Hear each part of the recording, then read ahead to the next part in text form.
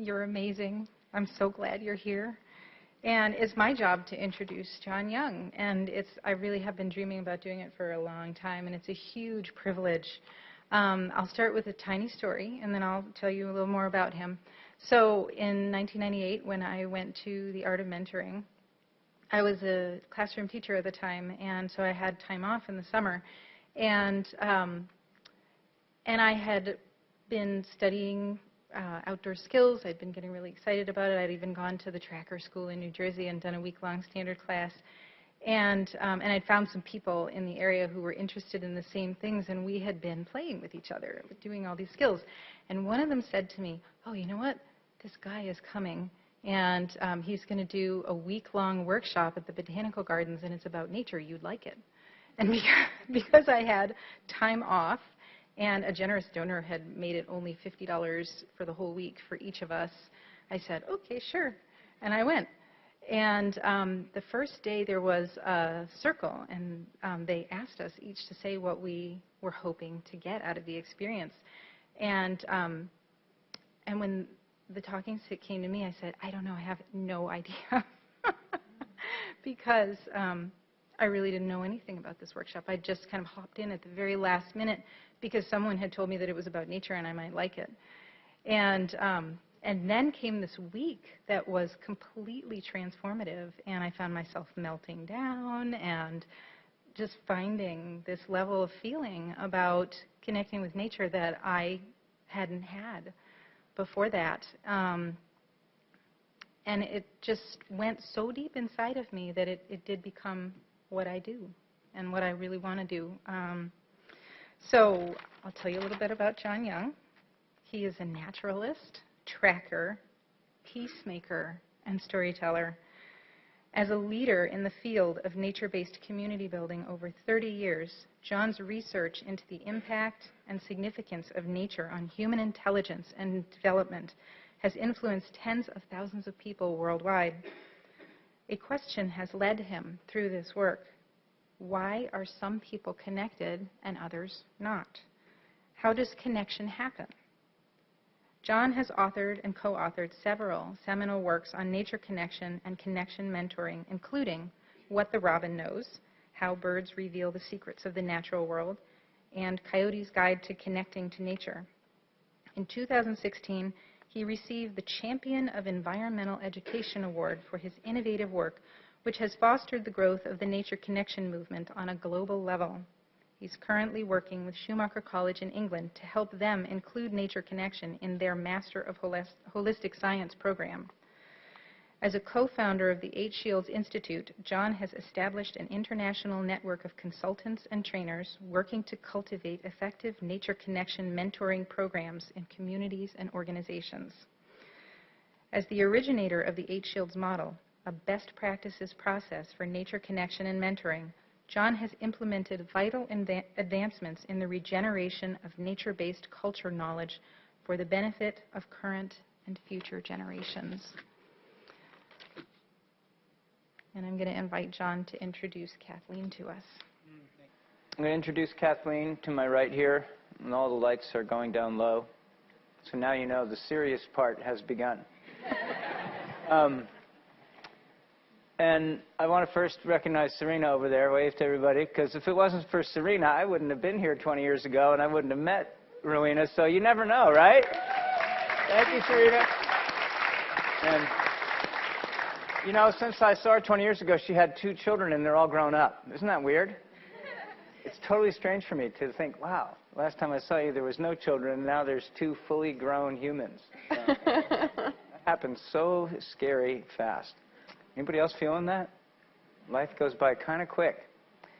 Anyway, I'm really grateful to Serena and to Greg for coming tonight, and to Rowena and Claire and Mark and Lisa and Lisa Donahue did arrive. Thank you, Lisa, for being the one who helped pull all the threads together on our behalf.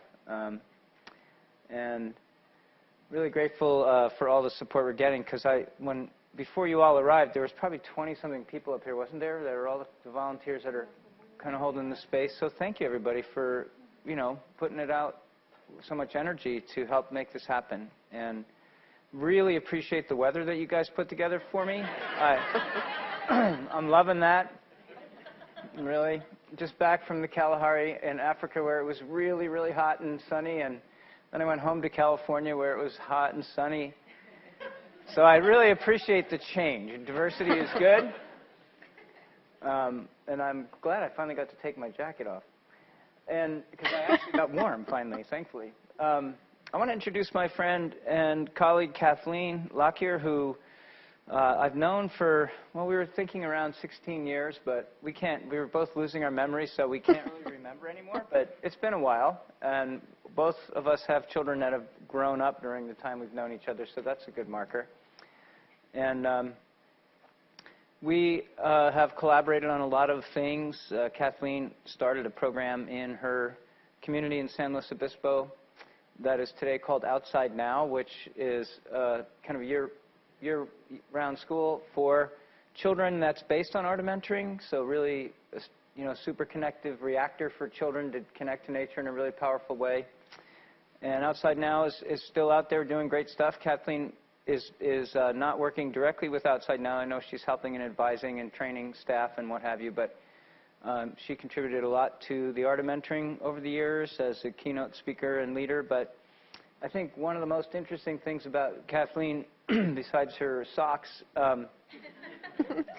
is that she is an occupational therapist for over 20 years, and she had a period in her life where she was an occupational therapist, then an occupational therapist who was working with nature connection techniques. So she got to see, comparative experience of what happens when nature connection techniques are involved with occupational therapy. And Kathleen has some amazing stories and a lot of great experience, and she's running her own organization now, which I'm sure she'll tell you a bit about. And she does a lot of training and lecturing and consulting, as I do, throughout the, I imagine now, through the U.S. and maybe Northern Hemisphere. Not sure if you've gotten down to Australia yet, but won't be long. And yeah, I'm really grateful that Kathleen's here and thankful that Lisa pulled it together so that we could be here together. And we live only a few hours apart, but we come to Michigan so we can see each other because we don't see each other at home. And I'm also grateful for that opportunity. So thank you, Kathleen. And I'm also grateful to have Mandy Lee with me, who's a colleague and friend and housemate from California, and she's in the front row, and she's also a really helpful person behind the scenes who won't wave to you right now, but you can see where I'm looking, so she's right there. She's going like this. All right, so we're going to talk about a few things, I think, in the time that we have. And, of course, we're here to solve all your nature connection problems. Oh, thank you so much. Yeah, I want to offer that to you. Get them the same off from the land. Sweetgrass from our earth mother. Mm. The sage has gathered and bare viewed in a good way. Sometimes. Flat cedar. Thank you so much for that beautiful Thanksgiving as well. Oh, that's so sweet. Thank you. And thank you for bringing Jake in the room. I was getting all teary-eyed back there just because you were actually bringing him in here so much. I remember what beautiful words he used to share when he was here with us. And, oh, man, wonderful Thanksgiving. Thank you. I would like to say that we pretty much have the whole nature connection thing figured out, and we're going to pass it all on to you in just a little over 25 minutes. So hang on. Buckle your seatbelt. It's a good thing it's getting recorded. So here we go. I'm going to hand it to Kathleen to say some things to open up, and then we'll jump in a little bit. It's really good to be here and to have made it safely on these roads. I have to say that if we were in California and this weather happened, there would be nobody here. So it's really fun to see everybody here. And I just want to send a thanks to everyone that John mentioned, and doubly to Panoka and just what that did to my body when she opened her mouth and started speaking. And I feel like everything I have to say was already encapsulated in what she did for us up here. So thank you for that reminder. And So I came out here to talk about nature, and not just about how nature makes us feel, because although I'm really excited about how it does make me feel, I'm kind of tired of talking about it, because I feel like all the science is telling us exactly what we feel intuitively. And I'm really grateful for the people doing the science, because I don't have to. I just get to read it and then put it all together and share it with people. So thank you for all the work that you do. And so the science is telling us that nature does make us feel good. Nature makes us feel happy. Nature makes us feel calm and peaceful and so many things. But when we constantly add qualifiers to what nature does to us, I feel like it distracts us away from what nature really does. And nature makes us. That's the whole story right there. We could end it. It's as simple as that. Nature makes us. And so that's what we're really here to talk about today. And that's what Panoka did up here for us. Helped us remember that we are designed by nature. And so in doing that, I'm going to focus on 3 things today. And John will support all of that, I'm sure, with great stories. But so those 3 things are rehabilitation, habilitation, and our senses. And as John mentioned, I'm an occupational therapist. I'm primarily a pediatric occupational therapist. So occupational therapy, I'm guessing that some of you have never heard of that profession. Have you ever heard of occupational therapy? Yay! I actually sat next to an occupational therapist on the airplane. We freaked out. We're like, you know what that is? Anyway, so occupational therapy began as a rehabilitation profession. And in rehabilitation, we work in several different areas. So we work with people in prisons, and there are more people in prison than ever before, and more repeat people returning to prison than ever before when they leave. We work with children. As I said, I'm a pediatric occupational therapist. So today, 1 in 5 children, so if you have 5 children, every 1 in 5 has a developmental diagnosis. Yeah, that's a statistic that I always have to stop and breathe for, because that's frightening. So that means that 1 out of every 5 children today have severe enough symptoms that their parents seek advice from medical personnel and get a diagnosis. That's not looking at the kids who are having challenges, but their parents don't seek a diagnosis. So we also work in physical rehab, people with traumatic brain injuries, strokes, any trauma to the body. We work to help get those people back to their activities of daily living, so the things that they need to do, and independence with those things. And then we also work in mental health. And today, the statistics tell us that 70% of the American population takes at least 1 prescription medication daily, and 50% take at least 2. And the fastest growing market for prescription medication is the preschool age population. And I see that all the time, these littlers getting prescribed medication. That's another hard one for me to talk about.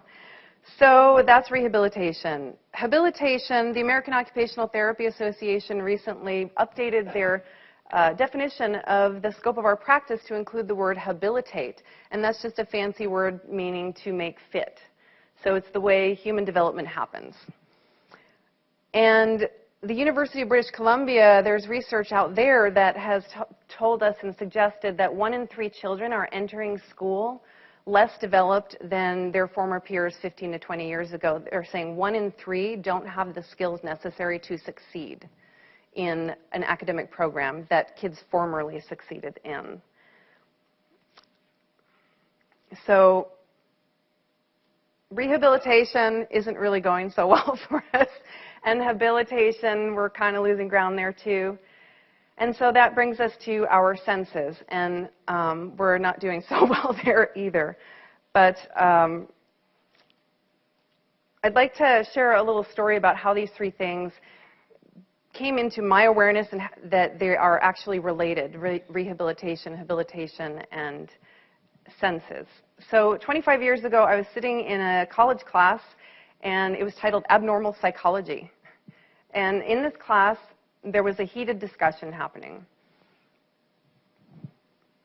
where the students and the professor were going back and forth over what it was that was going to rehabilitate hardened criminals and the best activities to use and the best programs to use.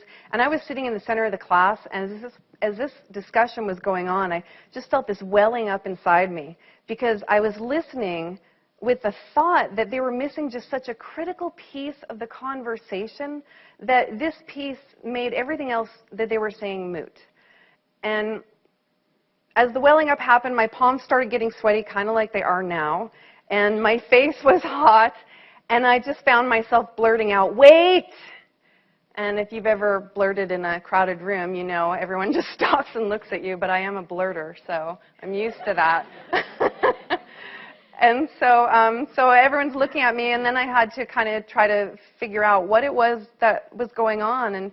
And I said this, I said, we're having a whole conversation about rehabilitating an entire population of people who have likely never been habilitated in the first place.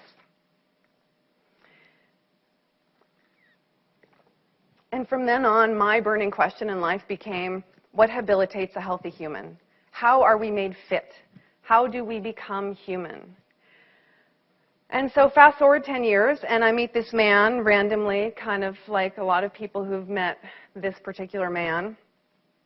And I hear that he has a burning question too. And as you heard earlier, it's why are some people nature connected and why are other people not? And that's where our worlds collided, because the answer to John's question and the answer to my question overlap in pretty much every area. And we've discovered that over many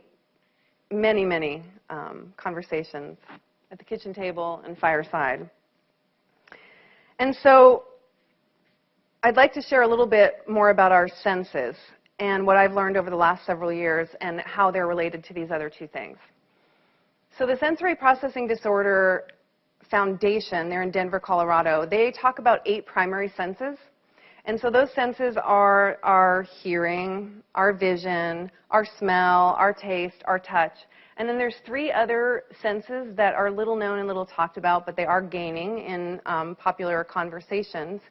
And we might quiz you, but probably not. So just know that they're really, really important to know about.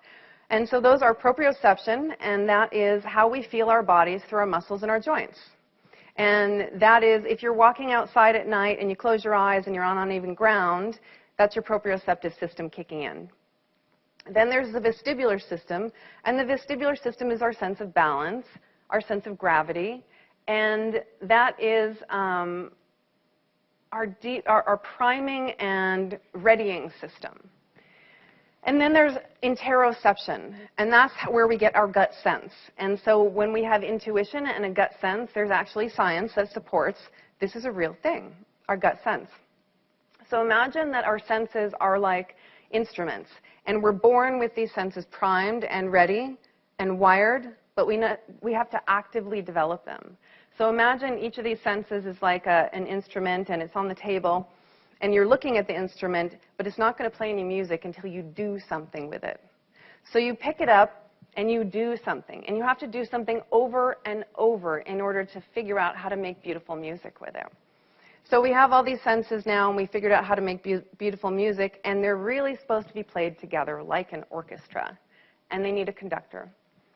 So when our senses are played like beautiful music, that's called sensory integration.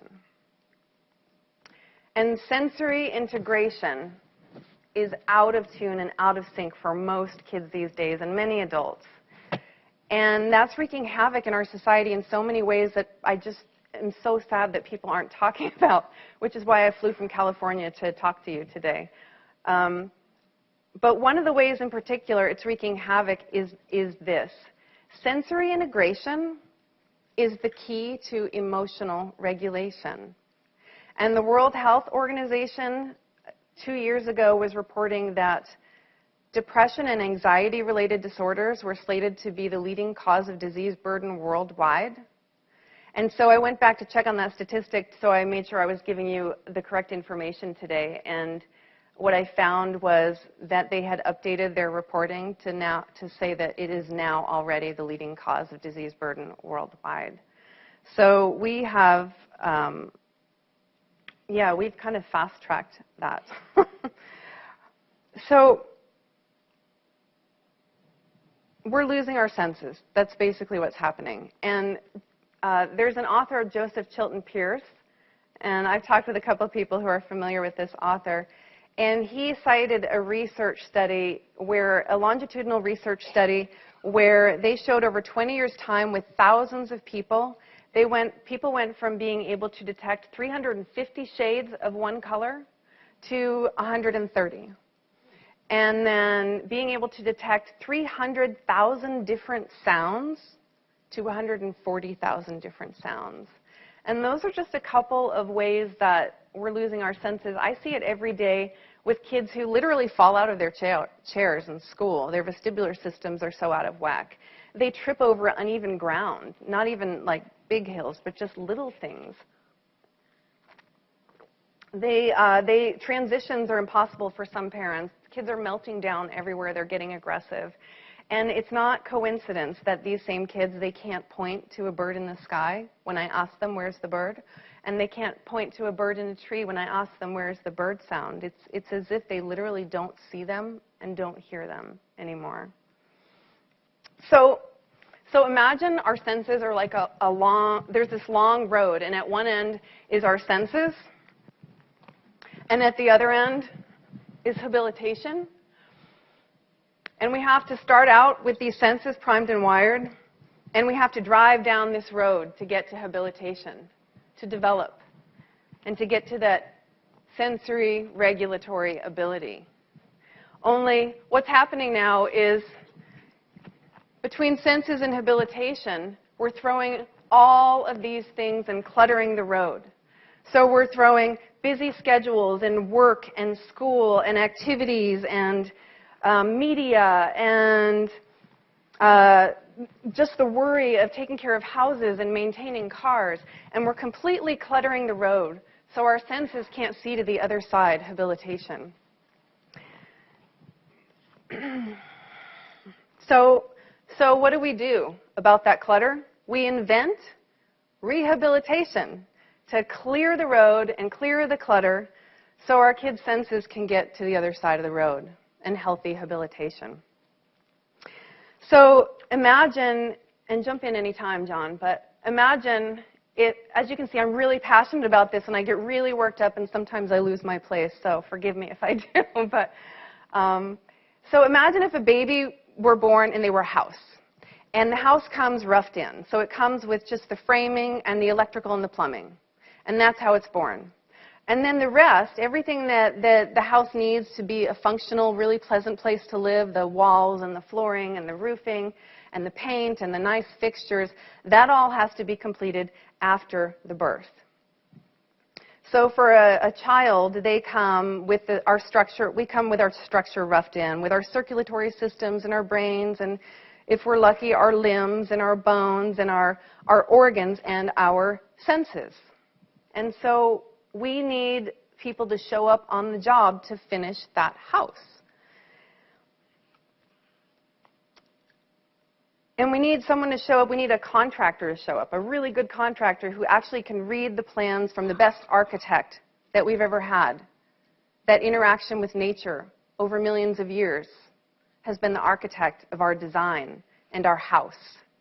And so we need that architect to show, we need that contractor to show up and finish the build. But what we're doing is we're replacing the intelligent design and all of those really good materials and the best tools that that great architect has brought for us over millions of years, and we're replacing that with shoddy work, with a roof that's just subpar and subpar flooring and cheap paint and cheap fixtures, and we're creating a situation where the house is going to need a rehab. So it might look nice on the outside, but eventually it's going to need to be rehabilitated. And if you've ever remodeled a house, you know it's way more work than the new build. And really, unlike throwing money at a house, our kids, it's not that easy. You know, what we've done is we've cluttered that road again from senses to habilitation and created a situation where they're going to need to renovate their lives, and it takes so much more work to do that. When I was a young mom, I was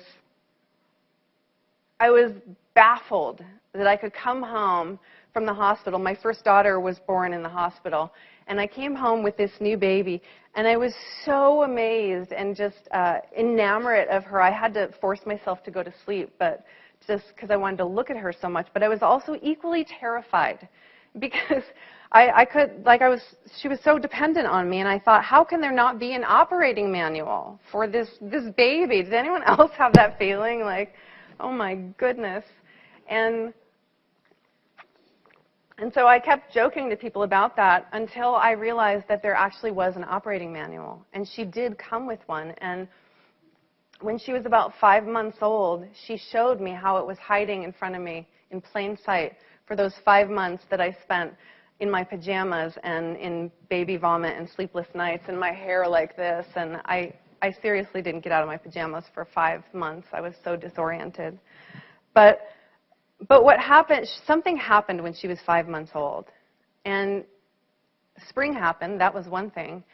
And I walked outside with her one day. She was 5 months old. And she was born in a snowstorm, by the way, on Christmas Day in Connecticut. And so we emerged in the spring on that first warm day. Like, I guess you guys had a warm day here recently? Because I see all the flowers kind of popping up and the buds on the trees just, oh, so excited, and then they got frozen today, and so we're going to send some good love out to them to warm back up. But so that first warm day after the first 5 months in winter, and we just emerged, I felt like a mama bear and her cub just opening that door for the first time, and baby's on hip, and you know, it was kind of like that feeling when that sun comes out, probably here in Michigan, and your eyes are squinting.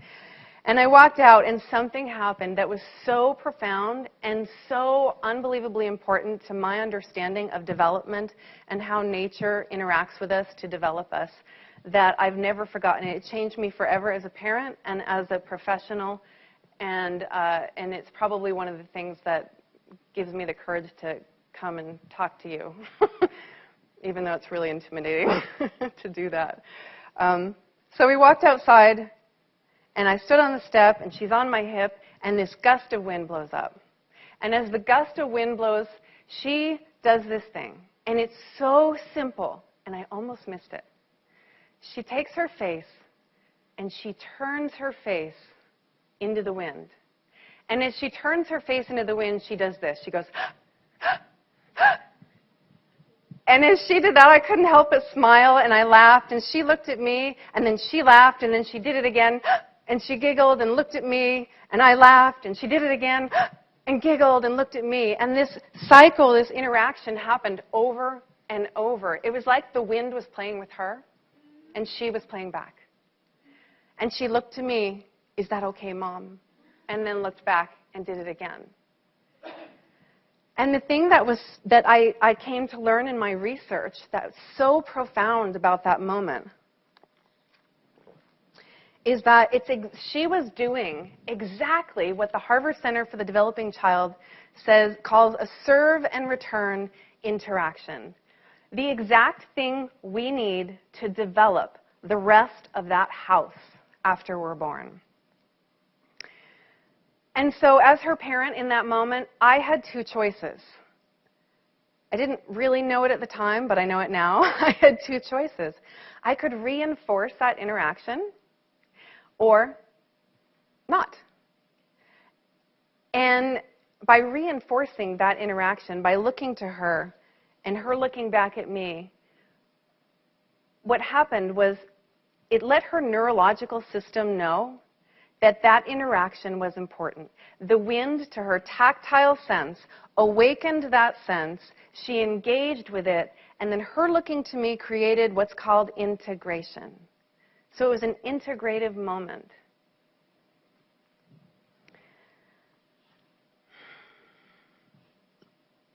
So let's do an activity for a moment, if you can humor me and close your eyes for a moment. So with your eyes closed, imagine yourself, you're driving, you're all harried, you're in your car, you're hoping you don't slide today, and there was a lot of traffic, so you're looking for a parking space, and you pull into your parking space, and you step out of your car. And for some of us, it was raining, and others, it was not. And we walk to the building, and just before we enter the building, we notice, where is the direction of north from where you're sitting now? And when you have it, keep your eyes closed. When you have the direction of north, just go ahead and point in that direction. Now keep your hands up and everybody look.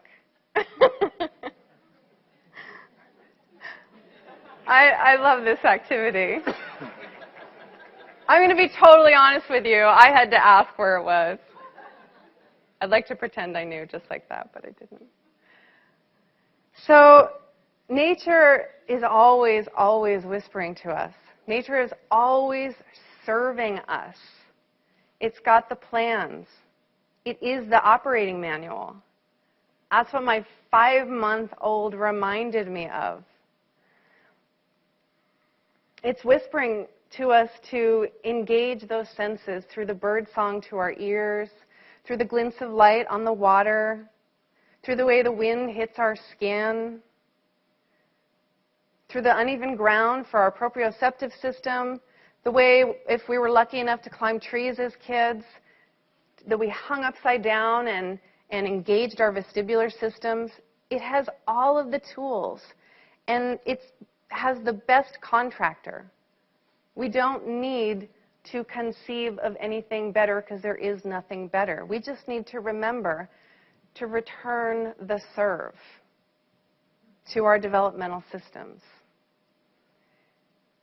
And with 1 in 5 children with a developmental diagnosis today, and the fact that children on average across the United States only spend 7% of their time outside.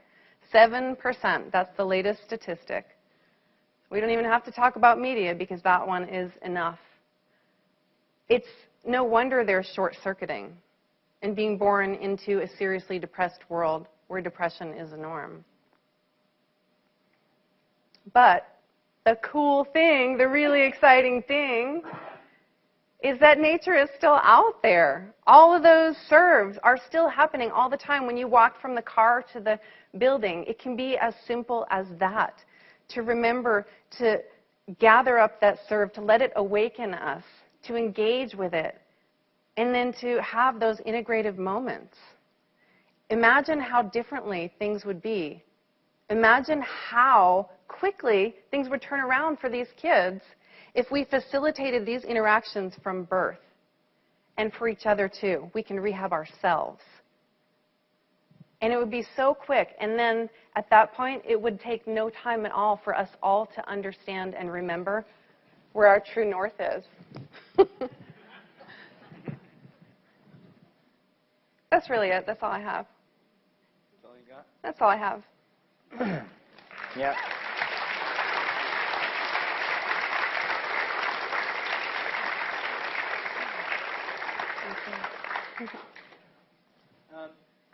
So I just came back a couple weeks ago from visiting with a community of people that I've been visiting for the last 9 years.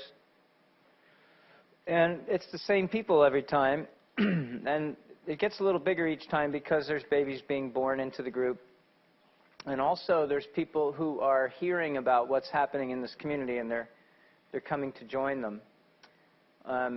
Where they're from, the government had a policy to uproot them from their traditional land, and they're hunter-gatherer nomads, so they don't identify with plots, houses and yards. They're moving around a lot throughout their whole life.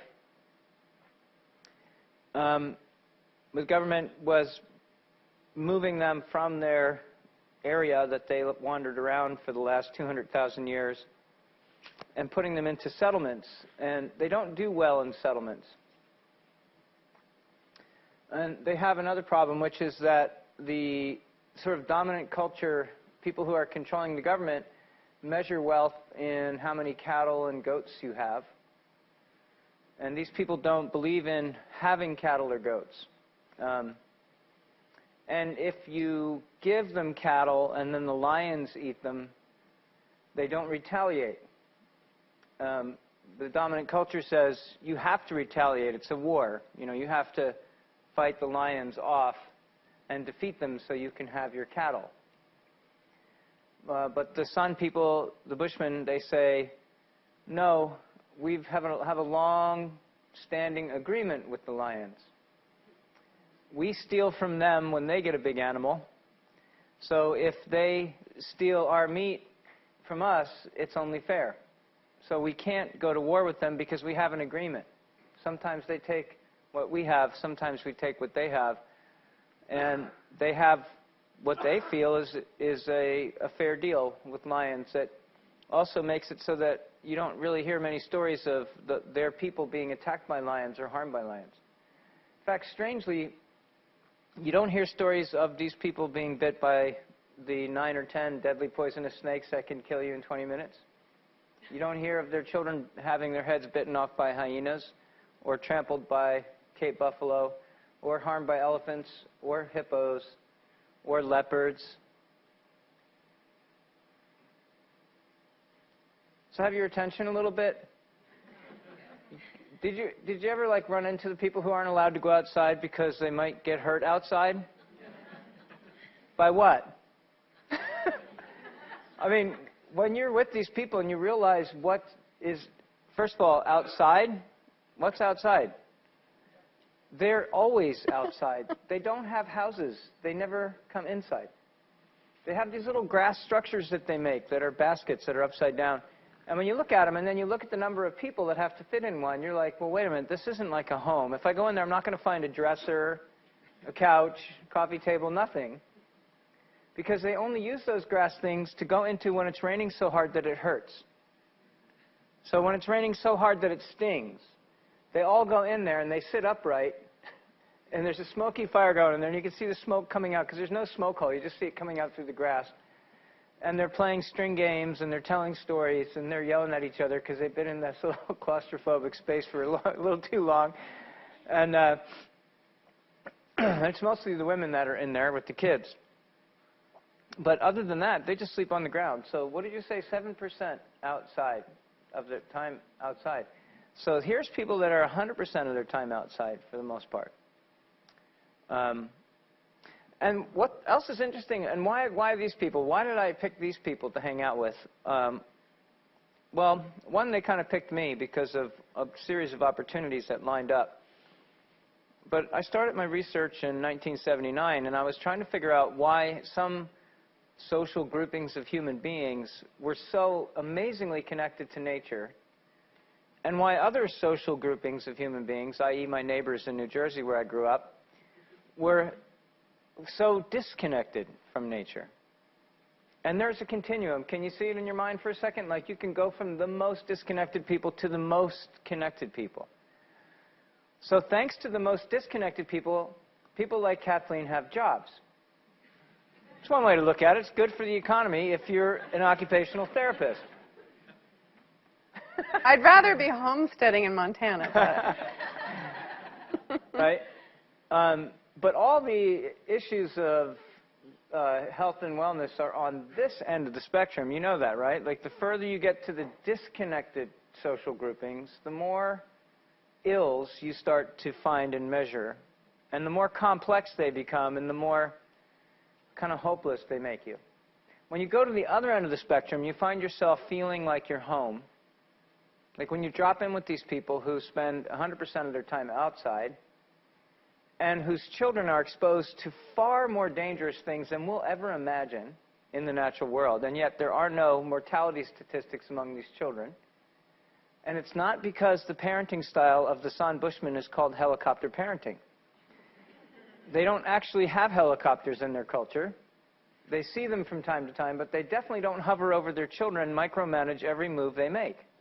That doesn't happen. They don't tell them not to go outside, you'll get hurt, put your shoes on, or wear a coat, you're going to catch a cold. But then it is the Kalahari. It's not Michigan. So it is a little warmer, I'll give you that. But it does get a little colder there. So I'm kind of interested in these people because, you know, I've brought now with me exercise physiologists who have come and studied the posture of these people and said these people have the best posture from the youngest age all the way to their elder years. And in their 80s and 90s, they're still able to do remarkable things with their bodies, like being a full squat, holding a root in between their feet and chopping at that root with a digging stick, and then immediately stand directly up and wipe their legs off and start dancing, you know, without hesitation. You know, these women in their 80s and early 90s, and they have all these attributes of connection. You know, the attributes of connection as I utilized is that they're super happy, they're vital, they have abundance of electricity in their body, they have this extraordinary capacity to listen to each other's stories without being judgmental or needing to give advice, but be able to be a receiver of stories and mentor in that way. They have profound empathy and connection. They have this sense of what it means to be helpful and how to be helpful, and they have this deep ethic to care for each other and the future and the natural world around them. They have a tremendous sense of the sacredness of life, and they are also loving and compassionate and forgiving. And they're profoundly creative, and they have what we call the quiet mind, this ability to really hold space, which I would say is part mindfulness, part sensory integration. And here they have this, all of them, from birth until they pass out of their bodies at the end of their life. And so here's this super connected group of people. Well, something happens that's interesting when you visit them and hang out with them and drop into them and have a little quality time with them. Your whole nervous system suddenly recognizes that it's in the habilitation playground of a lifetime, because you're surrounded by people who all have fully sensory integrated and totally developed their sensory capacity to the highest level, and they're super connected. And maybe they're not super connected. You know, maybe that's just what we are. Maybe we're super disconnected. So it might be wrong to call them super connected. It might be better to say they're kind of the baseline of what's possible for our nervous system. And it's not insignificant that this particular group of people shares the genetics of every single human being on the planet. There is not a quote-unquote race, because I just saw headlines just last night that race doesn't exist again. That keeps showing up in the headlines. You know, there really is nothing, you know, called race. It doesn't exist genetically. It's sort of a function of our belief about things and skin color and some other things, but it's not a real thing from a scientific standpoint. But if you take every single genetic strain of human beings and backtrack them all the way, you'll find that they all come together in the San people. So the San are actually the collective descendants of our collective ancestors as human beings on the planet. So I think that's also significant. They've never left their homeland. They've been there for well over 100,000 and probably 200,000 years since the Ice Age released the last humans left standing from being blocked in the southern tip of the African continent. Think about that for a minute. Here's our descendants of our ancestors who are still doing what they've always done, and they're totally activated in their senses. All the things that they don't need Kathleen. They would really like her to visit, and they would really love her, actually, very much for what she does, but they wouldn't need her. And they'd probably show her a few tricks, just in the way that they are. You know, last time I was with them, which was just like 3 weeks ago, I was sitting with the women and I said, okay, so I travel all over the world and I teach bird language to communities, and then they teach it to their children, and the parents are interested in it and the children are interested in it. There's all this research that basically says if we use our sense of hearing and we really expand out in that integrated way that Kathleen was just describing, it has all these benefits for our wellness. So let's do bird language together. Yay! So everyone's like, yeah, let's do it. This is great. And they get books and they get sound files, and they use internet sites and study and learn, and they go out in their backyards and they do sit spot, which is totally, I highly recommend it. You know, and they watch and listen to the birds around their yard. And yet, you know, they do that for 2 years, and I come and visit them, and they're really interested in it. And I wrote this book called What the Robin Knows, which is about bird language. It's kind of how I learned it from a traditional tracking lineage. But you get together with these children from these nature-connected communities all over the planet, and bird alarms start going off, and I'm like listening to the bird alarms, and I'm watching the children to see if any of them are noticing the bird alarms. And maybe one picks up the bird alarm after a little while because they feel me staring at them. And then they're like, okay, he's looking at me. What am I missing? And then they're like, oh. And then they look at me, and I'm like, and then we look around at their friends. And little by little, they start to look over there. And then one elbows the other one, and then they all start looking. Bird alarm. Right. Now, what if that was a leopard and you only had like 10 seconds? Maybe that's why the San people are so good at bird language, because you really don't have time to make a mistake in situations like that. When I'm with them, and I said this to the moms the other day, I said, you're the only mothers that I hang out with who's all of the children. And, you know, one day there was something like 19 of them, and they were all hanging out together, and I was doing this interview with these mothers. And this alarm goes off. I don't know what the bird was. I don't know what the alarm was for, but what I do know is that 19 children, their heads went like this, all at once. And the children were this tall, you know, to this tall. And I can't tell you how old that is, because the Bushmen are very small statured, like 4'10", right? So these little ones that look really small might be older than you think, right? But nonetheless, why, I said to these moms the other day, why is it that all your children instantly look when a bird alarm goes off? Because that is cool. That's really cool. They are so peaked already at 5 years old. I'm just like, wow, what can we learn from these moms and these grandmas? How did you do that? And their answer, it was so disappointing. Really? That's it? I said, yeah. We go out on the land as family every day and we gather food.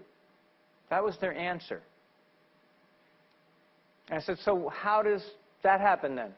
Like, I get you, I understand, I know, I can infer what you're referring to, but what specifically happens? Because we can go out on the land with our children and they're not going to do that. And one of the moms says, when something happens out there, we talk about it with them in the moment. What is that called? The return. The return. Serve and return. Serve and return. Remember the wind story? They're doing it with a map. They have a map of all the senses. They have a map of all the beings around them. And their job as a culture and as mentors, because a culture, to me, is made up of mentoring, like the smallest unit of a healthy, functioning culture. The smallest unit. If you imagine a culture as created by a bunch of interlocking pieces, making a big basket, each of those interlocking pieces is basically a mentoring relationship, a mentoring moment, a serve and return moment. This is one of the only places I go where every single person has 10, 15, 20, 25 mentors for their entire life's journey. Every single one of them becomes a mentor to many others. in their lifetime. The entire thing is a fabric of serve and return. Do you see that? That's a huge loss for Western society. It is so hard to put mentoring back, believe me. Believe me. I'm constantly working with community leaders, and we're trying to hack and figure out how do we get that kind of nuanced, complex mentoring back. Because if we had it back, everything that Kathleen was talking about, she'd be out of a job, and she could go have that homestead. Right? But it's really hard to put back. Because if you haven't been mentored, you don't necessarily have the instincts to mentor. If you grow up as a little child in the Kalahari with your ancient ancestors, by the time you're 15, you've already had 20, 25 mentors for the whole journey, and you've done serve and return probably 20 times a day in your place. Your entire nervous system is completely wired up in the way that it's meant to be. You came with the possibility. I like to do it like this because it's visual. Your nervous system comes with the possibility, but the mentor grabs the fingers and stretches them out. Serve and return. But think of yourself as having thousands of strands of possible connections coming out of your being. Every one of them needs to be pulled out until they're connected. And this is what it means to be a San Bushman. That's what they say. That's what it means. So the mom is out there. So I said, well, please, can I ask you a question? Does that mean when you're out there and you hear an alarm and the birds are making an alarm that you point it out to the children and then you ask them things, or do you tell them about it? What do you do? And they said, we do both. When we're out there and there's a snake and the birds are going off, we all stop and we all look. We get our children to look, and then we ask them to tell us what they're seeing, right? And then we teach them how to respond in that moment to that threat. And that's how it happens. So, you know, what would be a modern imitation of that, you know? Well, we created such a thing called the sit spot, where we tell people to go out somewhere near their house every day, a couple times a day. And I really love your 10 minutes, Mary Jo. Like, I'm really glad to hear you say that, because I've been saying that. You know, I used to be the guy that says, go get the most beautiful sit spot that really inspires you and spend hours there, you know. But now it's kind of like, go outside your door. And just, if all you got is 5 minutes, please do that. And say hello to the house sparrow. Say hello to the cardinal and to the squirrel. You know, every day, just do it. You know, maybe 4 or 5 times a day. If it's right outside your door, I think 5 minutes each time can make a big difference. And I think it does, because I think what's going to happen is that people are going to develop the habit of being curious. And I think if there's one thing that can really drive the system into faster habilitation, faster sensory integration, it's activating and awakening curiosity. That is a driving energy from within you that forces your senses outward. Anything that cultivates curiosity. Nature connection does not happen well with human beings that do it alone. In spite of Thoreau, in spite of all of the writers who inspired the Western traditions of environmental writing, all of those people, for the most part, were sociopathic naturalists. They took issue with humanity, they fled to nature, and then they wrote about it. The Bushmen are not sociopathic naturalists. They generate deep connection through playful interaction with each other. And since 30-something years, I've been trying to understand how to generate fast nature connection response in my neighbors from New Jersey before it's too late, okay? Because I think most of the problems on the planet are coming out of Piscataway, okay? They're emanating out of New York. I'm kind of kidding, but not really. But not really. I'm thinking to myself, because I grew up with all these people who basically, I don't do nature. Jonathan, I don't do nature. Why would anyone want to do what you do? Your mother's so worried about you. You should grow up and get yourself a real job like your sister and make something of yourself. Right? So this is the culture that encouraged my nature connection as a boy. And I think I got nature connected because I was so pissed at them. I'm like, oh yeah? Let me show you. So I went out and got a sit spot. But I'll tell you right now, it was because I had a mentor. And that mentor had a mentor, you know, and he was passing down the way the elders trained him in nature connection. And it was an old traditional native tradition that generated that mentoring response. So when I was 19, I woke up in New Jersey looking around at all my friends and family, and I was like, oh my God, I'm a different species. I look like you. I sound like you. Forget about it. Right? I sound like you. I look like you. I live with you. But everyone's going to think I'm like you. But I actually love nature. I love it. How come I'm different? How did I end up madly in love with nature with a deep conservation ethic when all around me it wasn't there? And that's when I said, something happened. This neighbor of mine must have done something to me. He must have slipped me something in my Coke. But it turns out what he had was a mentoring tradition. And he very unconsciously served and responded with all of the things around me in the natural world until I had that in me. Then I studied that phenomenon, and then I thought, can we hack it? Can we take pieces of it and inject it into modern society and move really disconnected people efficiently towards connection? And the answer is yes.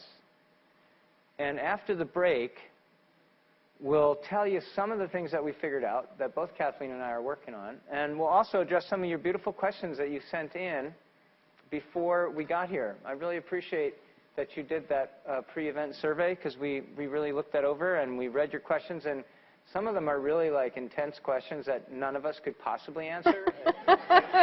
Like you're asking like questions that even Gandalf and Yoda couldn't answer if they hung out together. But besides those, there's some really good ones that I feel like we can render opinions on the other ones, but there's certain things that we definitely are in our wheelhouse to say, yeah, you know, we can talk about that. So I'm looking forward to doing that. But we wanted to give you a short break because we know how bored you are when Kathleen and I are telling you stories. And it's on the program that we have to give you a break. And the person in the front row held up a 0 just a minute ago. And that, you know how that feels when someone does that? 0. All right, so where's the 10? I want you all to listen for a sound. I guess it's going to be the gathering song. Listen and come back, okay? And have a few chats when you're out there. Again, men's on that side, ladies on that side. 10 minutes. Go! I can feel my heartbeat, beating to the rhythm of the freedom song, beating to the rhythm of the freedom song. When I say yes to the beat in me, I can set my spirit free. When I say yes to the beat in me, I can set my spirit free. Spirit free, spirit free, spirit free, spirit free. I can feel my heartbeat, I can feel my heartbeat, beating to the rhythm of the freedom song, beating to the rhythm of the freedom song. I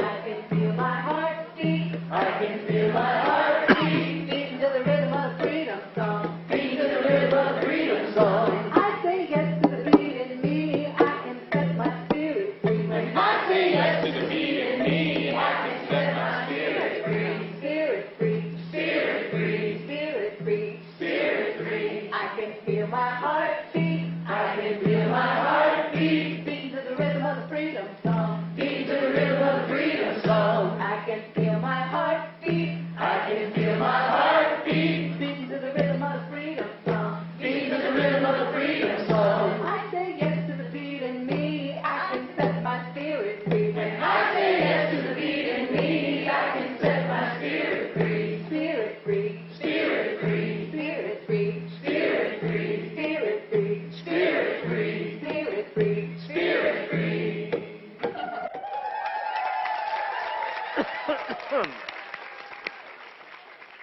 So before the break, John was talking about that amazing story with the kids in the Kalahari and all looking when the bird alarms. And then you talked about a 5-year-old doing the same thing, and how do you know, or how does that happen? And I just want to share like a modern day story about that because, again, it happens all the time with our kids. They're already wired that way, and we just forget to help them return that. Because one thing that I forgot to mention earlier is that in the two ways that we can respond to our kids when they engage with the serve from nature, when they're young, they have all of these neurons that are firing and wiring and firing and wiring really rapidly. Or they're firing and pruning, firing and pruning. And that is based on the attention they give to things. So if they look to us, we're wired for survival. And in that, when we're really dependent, we are looking to our caregivers to keep us alive. So we want to please them. So that's just hardwired into us. And so when our caregiver responds in a positive way, we think, oh, I've just pleased them, and that's going to keep me alive, so I'm going to do it again. And we're going to keep wiring and firing in that direction. But if the caregiver doesn't attend, then we're going to think, oh, not necessary. And instead of a keep category, it's going to go into a discard category. And so one small example, my younger daughter, when she was 5, I was sitting in the backyard with her. And this is in California, Atascadero, California, where we lived at the time. And we had just collected acorns, because that's a fun thing that we do every year. We collect acorns, we crack them, we make acorn pancakes. So we're sitting in the backyard and we're cracking the acorns. And I was kind of half involved and half reading something for work. And as she's cracking, she says to me, "Mama, what's that?" And I kind of stop. I'm like, what? And she says, "What's he saying?" And I stopped and I listened and I looked around. I was a little nervous, and because we have this trail system that went right by the house, so we had lots of people walking by. So I'm thinking, what did he say? I didn't hear anything. And so she kind of keeps going back to her work, cracking acorns, and the whole time she's just looking down. She's not looking up. And so a little while goes by, and she says it again. She says, "Mama, what he said?" And I look up, and I'm like, I get a little nervous this time, and because I'm thinking, oh, there's someone on the trail, and you know, sometimes there's some rather intense energy that goes by the house. So I get up, and I actually walk to the side of the house, and I look down the side of the house, and I go to the other side, and I look down the side of the house, and I'm thinking, who is she talking about? And then I'm thinking, well, maybe she's got voices in her head, and I should be really concerned about that. So I just have this whole internal dialogue going on. And finally, she goes, "Mama, what he said?" And I said, "Honey, who? Who are you talking about?" And she she's got this stone in her hand, and she takes the stone, and she points with the stone, and she goes, that guy over there." And she's like not distinguishing who that guy is. But then I stopped, and then I hear this, chip, chip, chip, chip, chip, this high-pitched chime over and over and over. And it had been there the whole time, and I just hadn't been cluing into it because my mind was in all these other places when she said what he said. And so I realized that there was this bird alarm that she'd been tuning into and listening to the entire time, and she wanted to know what he was saying. So the serve and return was happening, and when I engaged with her and told her that was something important by saying, "I don't know, let's go find out."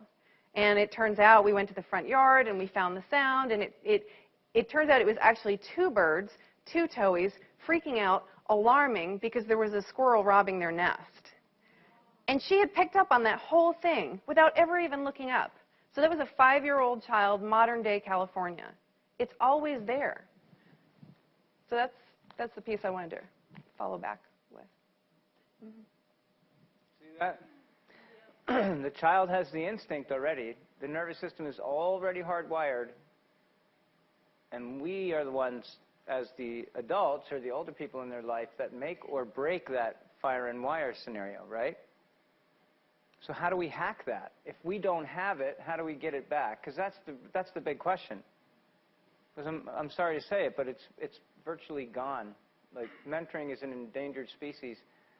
It's virtually extinct in modern society. It just doesn't exist anymore in the way that it once did. When you might say, "Oh, well, I had a mentor.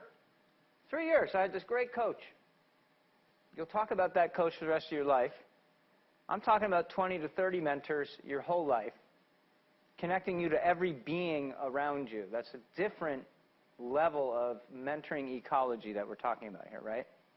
And it's so hard to imagine it. It's one of the reasons why I go back to the Kalahari every year, because I want to spend time with these people and remember that this is real. So when I come back here, I find myself thinking, did that happen? Was I really? Did they? Are they really like that? You know, because you get back among modern people, you're just like, whoa. We're at a different dimension of disconnected, you know? And I think that's where most of our problems are coming from. I honestly think if we could get connection back into the nervous system the way it's designed, I think there'd be a lot of really positive changes for humanity and our planet. You know, for one of them, empathy is the result of connection. And out of that comes the natural, intrinsic desire to care for the earth. You know, the responsible environmental behavior, conservation ethic, whatever you want to call that, I can totally predict that if I put a person in a mentoring system that involves nature connection mentoring modeling, they may come in not conservation-oriented, but they're definitely going out conservation-oriented. I can predict it. I can tell you even when it's going to happen, when that person's going to shift. Because when empathy kicks in, they start getting all weepy-eyed and teary-eyed, and then they start getting mad about humanity and about the planet. And then they threaten to quit their day job, and then their husband or their wife leaves them, one or the other.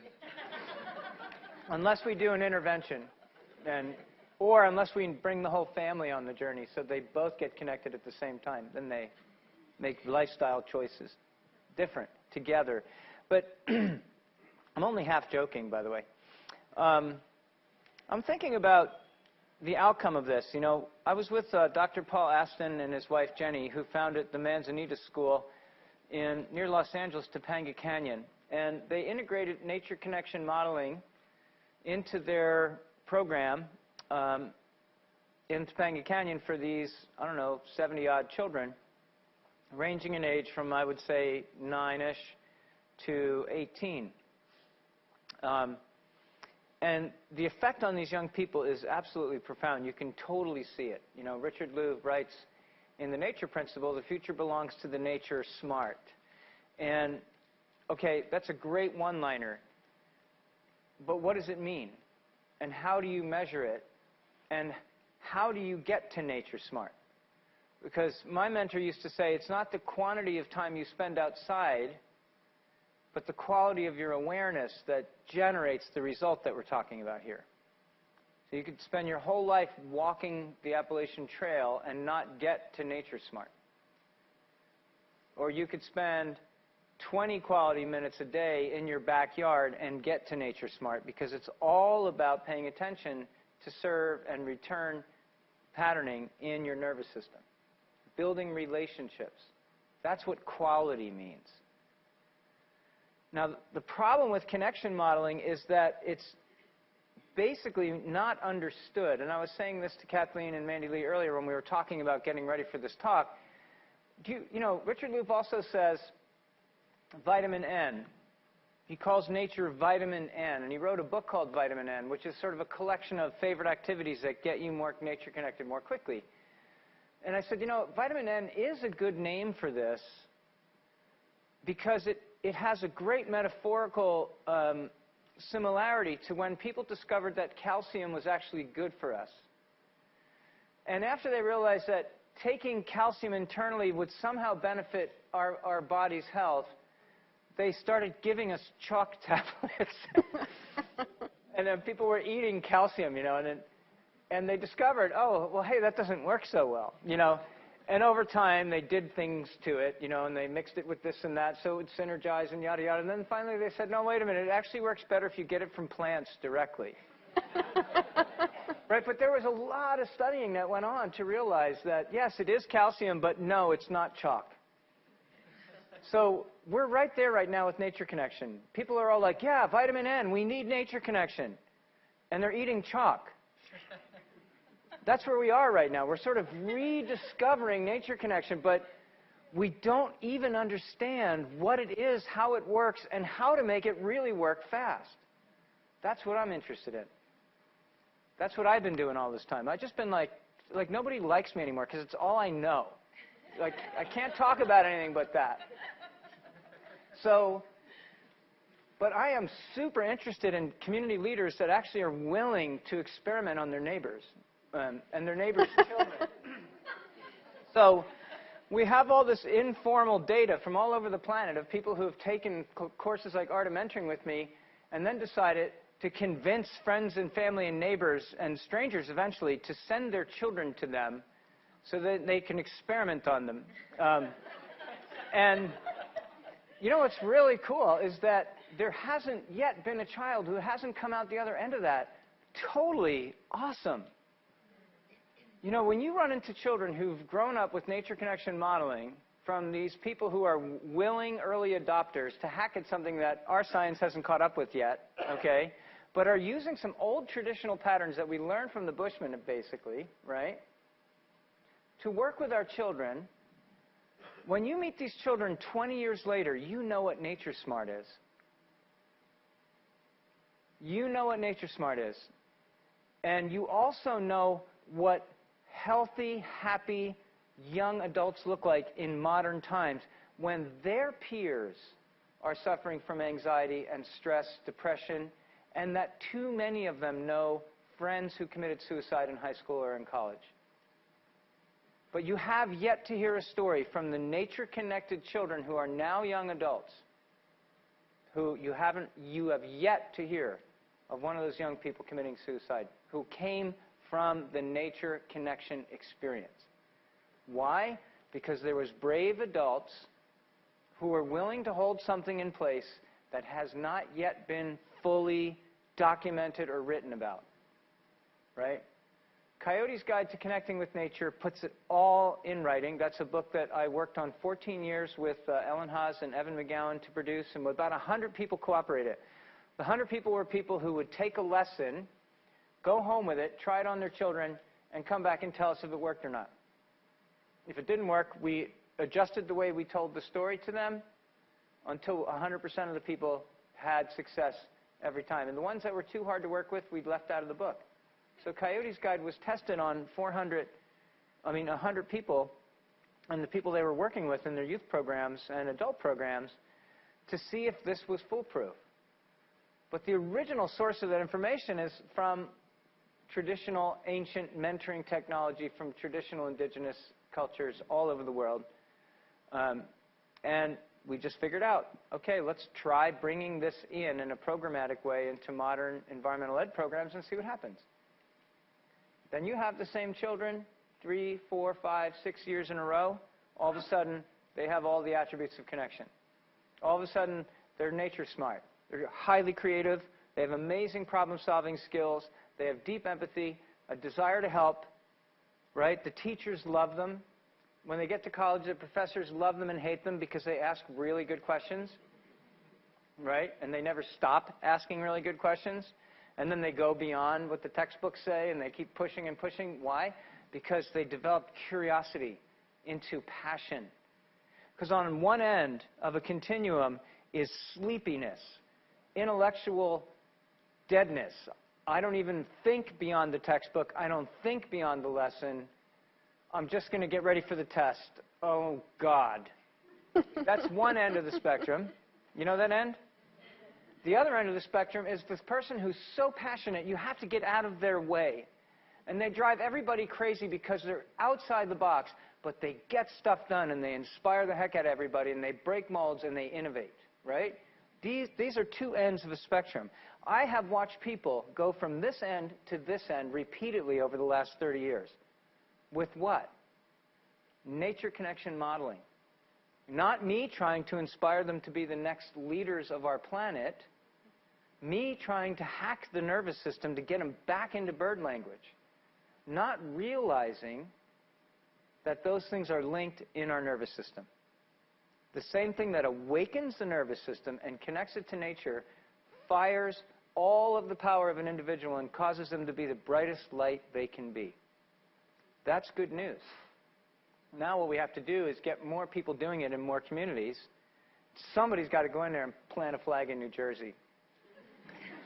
I tried. I gave up. Now, my mentor told me, you can't leave New Jersey.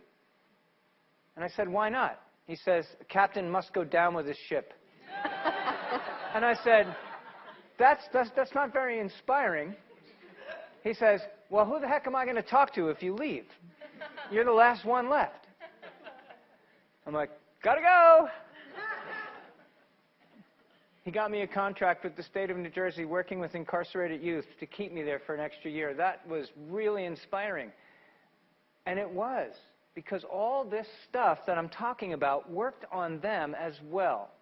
And what we're starting to find out is that connection modeling, working with children who are in need or who have things that Kathleen would get hired for, okay?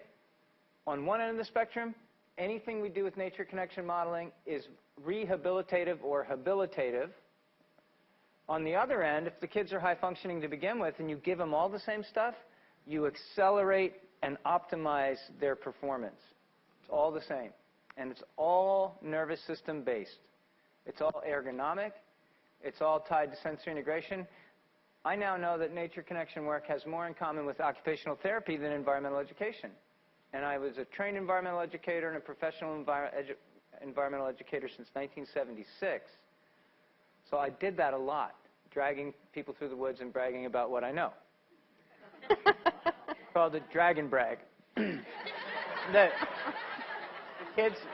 kids get off the bus, right? You tell them where to put their lunches, and then you shout at a line of 30 children as you walk through the woods, and you try to tell them everything you can possibly think of to make the time go as fast as possible, and hope that the kids in the back don't punch each other out, and that the one in the front that just keeps telling you about what he did yesterday with his dad and you know, this, and once I saw a snake, and, you know, like, and that's what it was every day.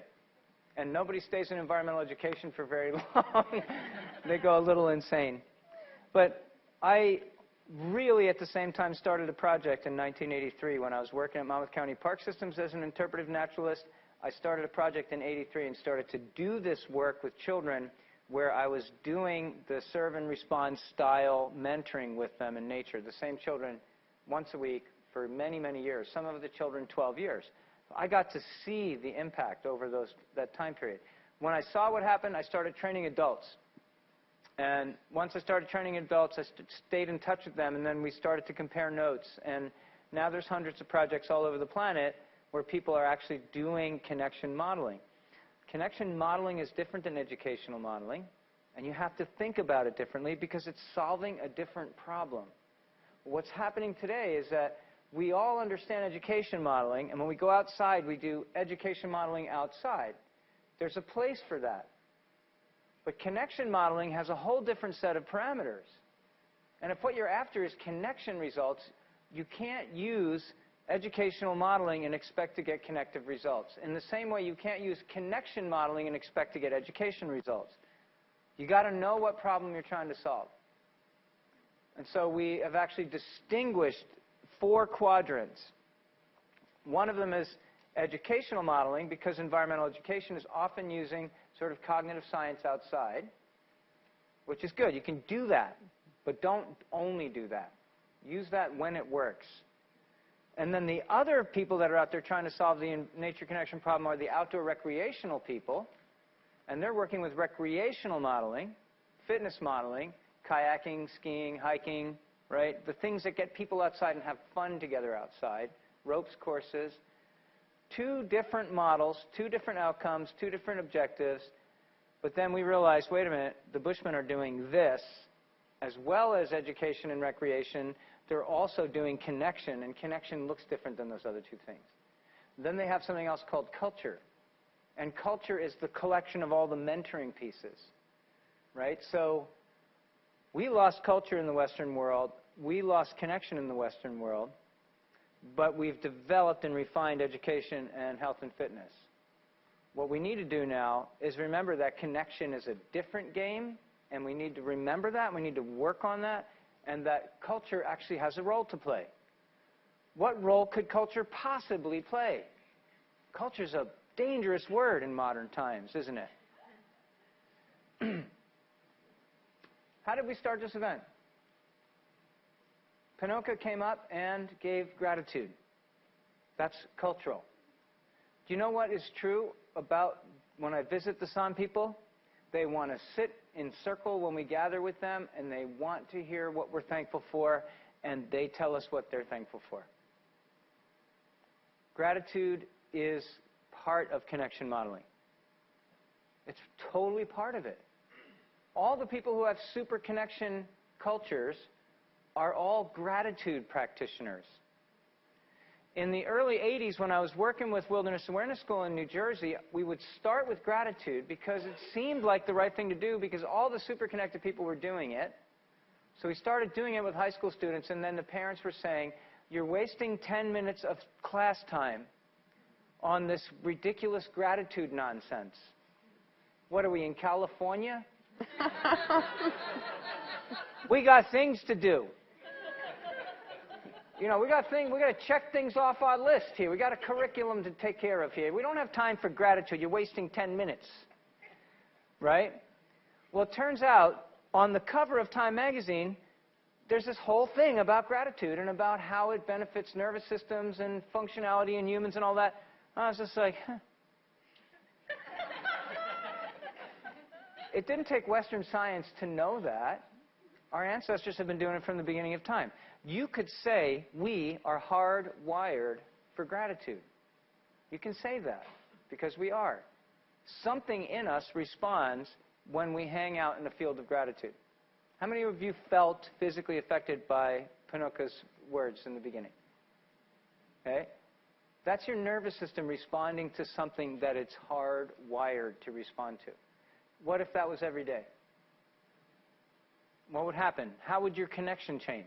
That's the role of culture in connection right there. Okay? These are socially agreed upon processes that hang out in our community. Greeting customs is another one.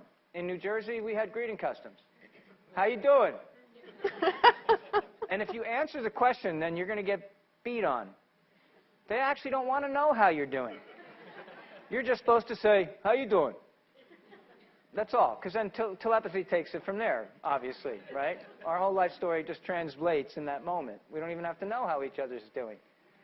But when I went to Washington State for the first time, and I was in the grocery line, I greeted the cashier, how you doing? And she started to tell me. And she just started talking and talking and telling me all this stuff, and I'm just like, what's wrong with her? Right? Because where I come from, you would never do that. Like, you would never tell anybody how you're doing. That would be like a really bad idea. So that's a greeting custom. You get that? When you're in the Kalahari, when you go to greet these people, they have to do this with you. Please stand up.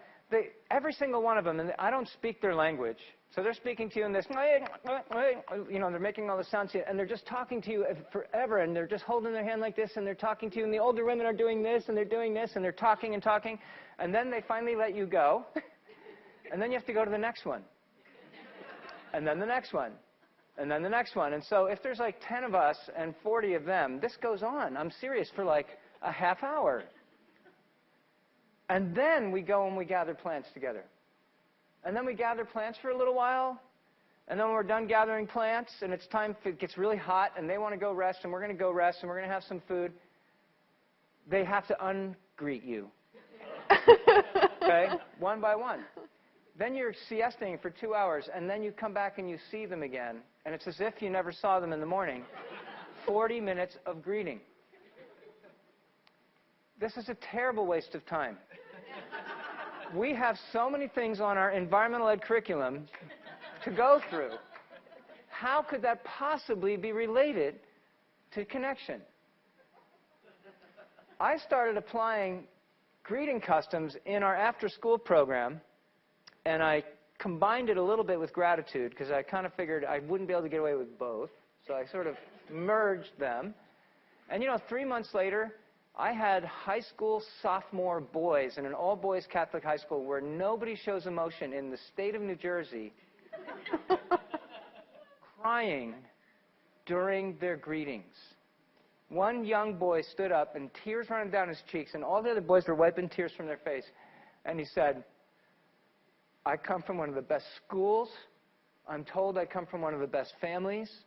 I'm the top, and he was number one in his class. So I'm the best student in my class by all measures right now. And you're the only ones who love me for who I am. He said, I am so committed to this group of people. I'm so committed to learning this stuff that we're doing together outside. I'm going to make a career out of this.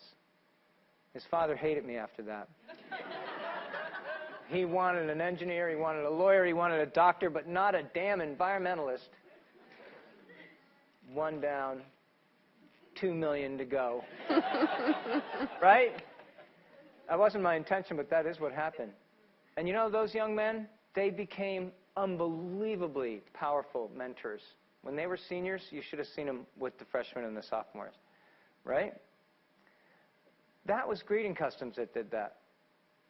Why? Because the truth of connection is that we don't connect unless we feel safe.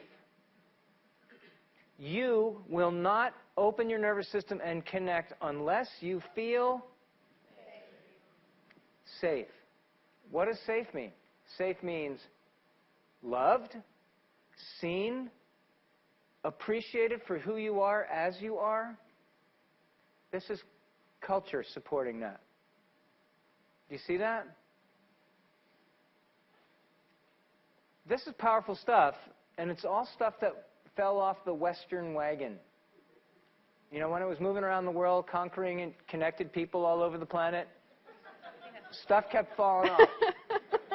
And by the time we got here, there wasn't much stuff left in terms of connection. You know, in some ways, you can say Western society was born out of disconnection. You know, my ancestors in Ireland were super connected people until they weren't. And the moment they weren't is about the moment of conquest of a Western nation conquering an indigenous nation. And that is the history of Western humanity. It always expands when it eliminates the connectedness of the people that it's taking over next. Right? So that is part of the legacy of Westernization, and it's one of the reasons why Western society wins the award for the most disconnected social grouping. That's cool, though, isn't it? At least we got honors in that. We are the most disconnected social group. Yay. But the history is born out of disconnection, deliberate disconnection. So now we got to face that, and we got to put it back, and that's not easy, but we're going to do it, okay? By the end of tonight, we'll have it figured out. All right. Got a short amount of time. We got like another 5 minutes. I think we're going to get this. So I'm not going to go any more into the role of culture, but I think you understand, right? So now I'm down in the Kalahari with Dr. Paul and Jenny, who founded the Manzanita School in Topanga Canyon. And we're with these Bushmen, and it's the same people I'm with every year. And here's Kwanu, and please say Kumkai's name. Kumkai. Kumkai. And then there's Tswana, and there's Koba. They're all sitting there with their children. And they're very busy. They're on the ground, and they got this stuff in front of them. Some of them are working on these ostrich egg beads that they're doing, and somebody else is working on some hide and rubbing this red root into the hide of the steenbok to make it brownish. And they're talking, they're laughing, and they're having a good time. And the translator isn't around, so they're not being bothered by any of us because we can't understand them, and they know it. So it's like they're having this private moment, and they're laughing and having a good old time. And they're sitting here, and they're facing this way. And then the men are over here by the fire, and they're working on fire skills. And you know, some people are over here with them that are visiting with me, and they're showing them how to make hand drills, and some of the guys showing them his bow drill and how to make a bow drill, and they're all talking about that, and the translator is here. So he's busy translating fronts. And so there's other people over here chatting with some of the young Bushmen who can speak just enough English, and they're kind of spread out under these trees in this area that they called Bushman air conditioning, which was a place where the pan, which is a mud puddle, dried up, but there's big trees with spreading branches over it, so it's like 10 degrees cooler under these trees than it is elsewhere. So we're in this place, and Dr. Paul comes over to me and he says, John, he says, I hear bird language. I'm like, where, Paul? He's like, over there, you hear it? And I'm like, yeah. I said, don't point, just tell me. He's like, yeah, over there. I'm like, yes, I hear it. And he said, what kind of bird is that? I'm like, I think one of them is a drongo, but one of them is definitely a gray-headed sparrow. Because they sound just like our house sparrows in the city. Exactly. Okay? It's amazing. They sound so much like them. You think you're hearing the house sparrows on the streets of Ann Arbor, but you're hearing these gray-headed sparrows all over the Kalahari. And so he says, do you think it's a snake? And I'm like, why do you think it's a snake? He said, because it's up in a tree and it hasn't been moving and it's really intense. And I'm like, that's a good reason for it to be a snake. He's like, can we go see? And I'm like, I don't know, what if it's a mamba or a cobra? He's like, I know. Well, why don't we bring Franz? I'm like, okay, we'll bring Franz. So I grab Franz. I'm like, Franz, you want to go over and check out some bird language? He's like, okay. So he leaves his translating job for a minute and we drag him. And Franz, you hear it? He's like, yeah. We're like, you think it's a snake? He said, it could be a snake. I'm like, you think it's a mamba or a cobra? He said, it could be either. He says, let's bring a bushman. So then we grab the young bushman. So now we're heading out there, and it's Paul and me and Duma and Franz, and we go out to this tree, and sure enough, Paul's like, there it is, I see it, I see the snake, so he points it out. And it's probably like 30, 40 yards from where these women are sitting with their back to it, okay, mind you, with their back to it. And what are they doing again? Among themselves? Laughing, chatting, working on stuff, right? So we realize that it's either a mamba or a cobra. Either way, it's not a good idea to get too close. So then we decide to go back and get this one bushman whose name is Cobra, because we figured if his name is Cobra, he probably knows cobras really well. And we were right. We went back and found Cobra, and we bring him back, and he totally is like, no cobra, mamba, let's get out of here, okay? Because mambas do chase you, apparently. So, and then they kill you in 20 minutes. And there's no antivenom there that's going to help you. You're going to die for sure. So we get out of there, and then Paul's like, oh, that was so cool. I got it. It was a snake. It was my first snake bird alarm. I was like, that's so cool. I'm like, yeah, Paul, good job. That was really good. So I said, come on over here with me. So we go over to the women, right? So now the women are sitting, and I go up in front of them, and I say to them, Franz, can you ask them, do they hear any bird language? Right? And the ladies, all at the same time, they go like this. Remember Kathleen earlier? Which way's north? Okay. All of them at the same time. Okay? Like 5 women pointing exactly at the same place. And we said, what is it? They said, mamba, don't go near it. Right? And then they're right back to doing stuff. End of subject. How cool is that? My God, it doesn't get any cooler than that. Now, this is what I want us to be able to do again, right? They're multitasking. They are so connected with their senses, they don't even need to pay attention to have that, right? That's amazing. You are hardwired to be like that. How do I know that? They are your ancestors. This is us optimized. So we're going to import mambas, cobras, lions, bringing them back. All right. So you got the role of culture. I think you understand the role of mentoring. I want to touch on one other thing, which is modern times, okay? This is a story of one young woman from a big city. And I tell the story because it's the story of so many people that I've worked with. And she, like Thoreau, was a sociopathic naturalist. She had a lot of issues with humans, so she spent all of her time by herself outside, okay? And she took to nature skills primarily because she couldn't stand modern life. Anybody want to admit that you may have had a little bit of that in you at some point or another? Yeah, I figured there might be 1 or 2 of you in the crowd. So I say, she comes to me, she hears me lecture in the city. I'm not going to tell you what city, because then you're all going to start guessing who she is. I don't want you to do that. You know her, though. You definitely know her. I'm working with this bookstore talk on bird language, and her and her friend come, and the 2 of them come up to me, and they're like, that was so cool. What can we do to learn what you talked about tonight, which was bird language, right? And I said, oh, you can get a sit spot. Well, what's that? And I'm like, well, here, it's right in the back of the book. And they got the book, and I signed the book for them and everything. Here, Josh Lane put this really cool appendix together in the back. Just follow the instructions. Oh, okay, we can do that. So, the one friend didn't do it, but she did. And she kept doing it every day.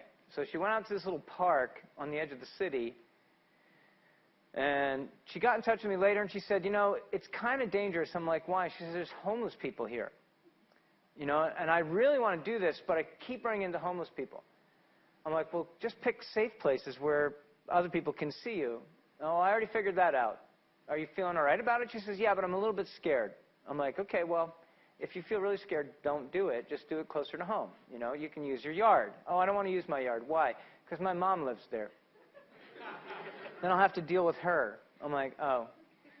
Okay, well, find some place that works. So she keeps going at this, and then I keep running into her at programs, and she keeps coming up to tell me the story. And then one day she comes up to me, and she's as white as a sheet. I'm serious. She just says to me, something really weird is happening to me. And I'm like, what is it? She says, well, you know how I feel about people. And I'm like, yeah.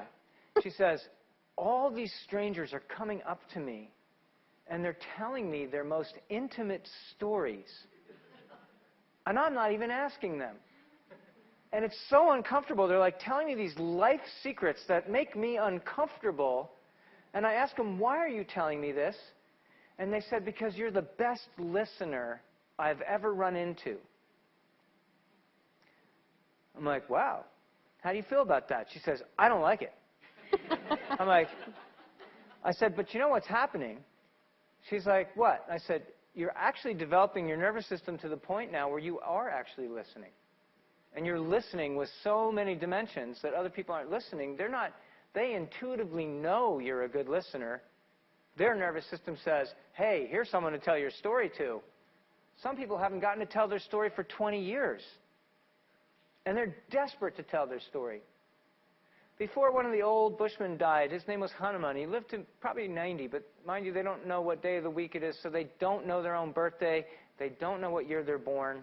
And the only way you can kind of get their age is by finding out people who grew up who are westernized, who know them from childhood, and you kind of have to do comparative aging, right? So they estimate this guy, he's in his late 80s, early 90s, when he passed away. But I asked him, and he only knew one way of life his whole life, and that was the Bushman way. And I said to him, in your life, did people catch your stories? Like, were you able to tell your stories to people who would catch your story without judgment, really listen to you, ask you good questions? And he said, yes, my whole life. And I said, how many people did that for you? And he said, depending on the configuration, because they're hunter-gatherer nomads, sometimes they were in bigger groups and sometimes they were in smaller groups, okay? But he said, he averaged it. He said 25 to 35 people in his life at any point would catch his story. It wasn't like, I have to go to my best friend Bob. And I can only tell Bob certain things. I have to tell Sue the other things, right? It's not like that. It's just like, anything you want to tell to any of these 20 to 25 people to 35 people, this is what this man grew up with, all right? I said, how many times a day did you get to tell your story on average? And he said, well, sometimes I didn't get to tell it at all because I was completely by myself, hunting for days. He said, but I said, well, over the course of your life, what do you think? He said, probably 3 times a day. And I found that amazing. It was like a bright light shone on something, because I started then doing surveys with modern people, and I found lots of people who hadn't told a story like that to anyone in 20 years. 20 years. It's like constipation. It's nature connection constipation. It's, it's worse than gas, really. Honestly, think about that. Like, is it the recommended daily allowance for our nervous system 3 times a day? With at least 20 diverse listeners? Because every one of them pulls a different side of you out of you. Do you know what I'm talking about? And the people who could remember telling stories to people like that talked about, I like to call it the all-nighter on the trampoline syndrome. Back when you're 11, 12, 13, you hang out with that one friend or those 2 friends, and you lay on the trampoline all night long, talking all night long. And those are the ones that you could tell your stories to without fear of reprisal or judgment or advice, or that they'd turn on you behind your back, right? Remember that one? And that one, 2-3 years with them, a lot of stuff gets processed. And then after high school, you never bond like that again. You know, it was that timelessness under the stars in the night that caused those bonds to occur. We as humans need those bonds. We as humans need those storytelling sessions. It's literally a form of, you know, it's serve and respond in the mentoring sense, but it's also a form of grieving and processing and releasing and self-knowledge development. In the Nature Connection movement now globally, there's all these young people who not only grew up together, who told each other stories, and who were allowed to stay up all night under the stars around the fire to tell each other stories through their teen years, going into adulthood and being committed to keeping those friendships alive and actually pulling that off, knowing full well that that's a form of nutrition for those individuals, right? I want you to think about we as people can connect to nature, but not by ourselves. We need each other. I watched people over the years. I watched the sociopathic individual naturalist types, like the one whose story I was just telling you. By the way, guess what she does for a living now? She's an amazing Nature Connection mentor in a really outstandingly beautiful place, and she loves her life, and she loves people, and she's amazing with people. Okay? It took her 8 years to get there. A lot of fighting with herself, but she broke through, and she's incredibly, you'd never know she was once a sociopathic naturalist. You'd never know she once hated people, including her mom. Because her mom and her get along great now, which is all really, to me, healthy stories here, you know? I've watched the individuals go on, the rugged individual go on the Nature Connection journey, and I've watched the 3 kind of hapless friends who are goofy about it, who, when in the beginning, the one who's the sociopathic naturalist who knows all the names of the birds and the tracks, is clearly going to win this race. And then these 3 who are goofy and don't even know what kind of bird it is that just flew over and made a bunch of noise. And this guy goes, call yourselves naturalists. And these 3 are like, no, I don't. Well, and then these 3 go on this sort of happy little journey, and what they do is they commit to staying together as friends and going out and doing stuff together. And then they just ask each other questions, and then they listen to each other's stories, and guess what happens to their nature connection? It accelerates far beyond this person, who is really grumpy and lonely, frankly, but won't admit it. Right? Why? Because we're hardwired for the 2- and 3-person scenario. We're hardwired for that, not for the solo scenario. When I ask the Bushmen, when they go hunting, how do they do it? They say, we always go in 2s or 3s. We always go in 2s or 3s. Every once in a while, one of us will have to go out alone. But that's really not good. It's dangerous. We don't like to do that. We like to go out in 2s and 3s. When the women go out, I said, how do you do it? We always go out in small groups. That's our ancestors. I think there's something to be said about small groups of buddies going on a journey together. Right? One other thing I want to share about that is the increasing capacity we have to heal ourselves with respect to trauma as our nature connection field increases. Because we're working with some really interesting people now globally who are in the mental health field, occupational therapy, psychotherapy. We work a lot with traditional healers from all different kinds of traditions all over the world. And what we're discovering is that nature-connected people who go on a nature connection journey have a better than average capacity to process personal trauma. And one psychotherapist observed, and she's a social worker working with First Nations children and also adults in other communities.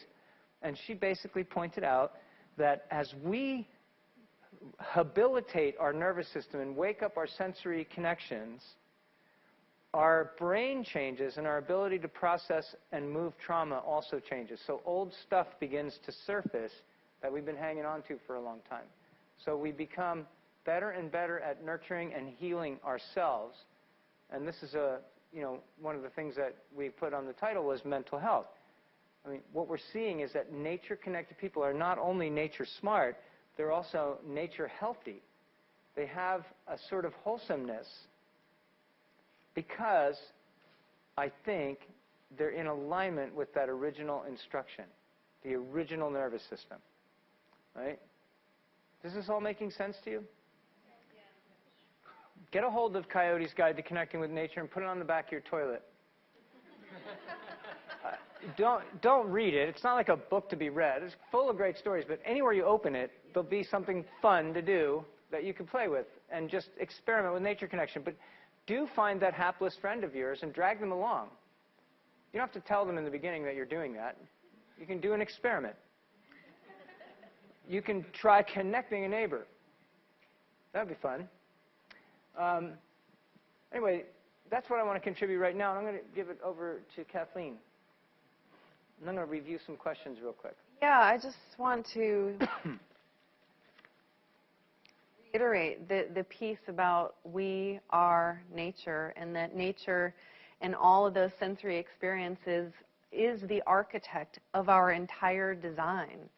And so when John's talking about whether it was the kids in the Kalahari or the young juveniles that he worked with in detention center, or the kids with the challenges developmentally, and that taking them on that nature connection journey brings them to this unbelievable place of potential, that nature connection journey, once again, is all sensory integration therapy.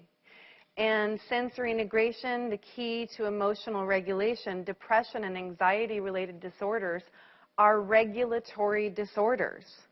We are designed to finish that wiring of our sensory systems as the foundation for all other higher cognitive executive functioning skills, which includes that emotional regulation piece.